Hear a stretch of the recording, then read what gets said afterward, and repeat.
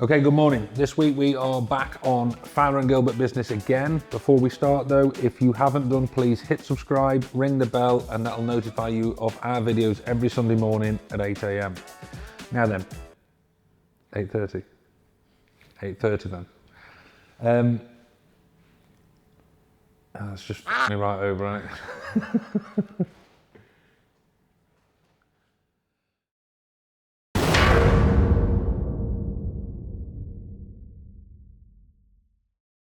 Okay, good morning. This week we are back on Fowler and Gilbert business. In particular, we are at Bowland Tractors. But before we go, hit subscribe, ring the bell if you haven't done already, and that will notify you of our videos being released every Sunday morning at 8:30 AM. Now then, Bowland Tractors this week, we said we were going to go back and have a little bit of a catch up. Truth be told, I have had a super busy week, so has Clayton. We've been running around like headless chickens all week, and today is Friday, and we haven't had a chance to drive over there. Plus it's really windy, it's raining, I don't want to get my hair wet, Clayton doesn't want to get his camera equipment wet, so we've decided to do it here as a desktop study of where we're up to. So, at the minute, we have finished putting all the steel work up. We've put all the Z purlins in the roof, and then the first thing, once we've netted in handrails, we've had Lee Woods and his guys in, they've come and done all the nets in the handrail and got that ready for us. Then the next thing that we do really is the valley. So when it comes to the valley, which is this bit right here, the valley is a build-up system in this case. So we've got composite panel material to go on the roof of the building, and the valley gutter has obviously got to discharge water from where the two planes of the roof come in down to the gutter within the corner of the inside of the L of the building. Now there's different ways that you can do a valley. This one in particular has been designed as a build-up system. So we've basically got a liner tray to go on the underside. We've got a build-up of insulation and different flashings basically that go on, and the sheets go on and form the valley then. They're cut on the angle that forms the valley.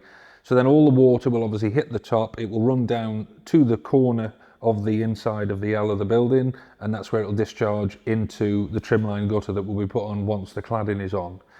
Now, that insulation value inside that build-up system, we've got to make sure is equal to what the composite panel material is. So we've got no cold bridging on that joint or on that section of the roof. So, Humpty Dumpty sat in the top of the hill, and he has put the galvanised flashing in the base, and then from there obviously we'll form everything that I've just said. We'll get the roof on, and while that's been going on the floor we have done some more stoning up work, so now some of the stone heights are starting to get somewhere near where we need them to be, and at the same time we've had Elevation and their guys back in, and they have done us that brickwork and blockwork wall, the dwarf wall that goes around the outside of the building that we're going to bring that cladding down to clap onto like you've seen in other videos. Aside from that, there's not a great deal else that's gone on. We have now got power running out to the Clargester. That is piped up and running, so all that poo is getting churned over and that's doing its job now. But regarding the other bits and bobs, we're just waiting for Elevation really to finish now. And once we've finished putting the roof on, the next part of the process is we'll get the side cladding on, which is again is composite panel material. We'll flash all that up. We've got the concreting works to do, finish off the drainage, and then we're pretty much ready to start thinking about all the other bits. So we've got the block and beam floor that we've got to put in as well. So there's still mountains there to do, but it's progressing really, really well. So like I say, it's not going to be a big video this week because we haven't had chance because we've been on other things, which you'll see in the coming weeks actually. But I'm going to sign off now and leave you with the little bit of a montage that Clayton's going to do his best to stretch out and make it as good as possible of Bowland Tractors. If you like what you've seen, hit subscribe, ring the bell, and catch you next week. Boom.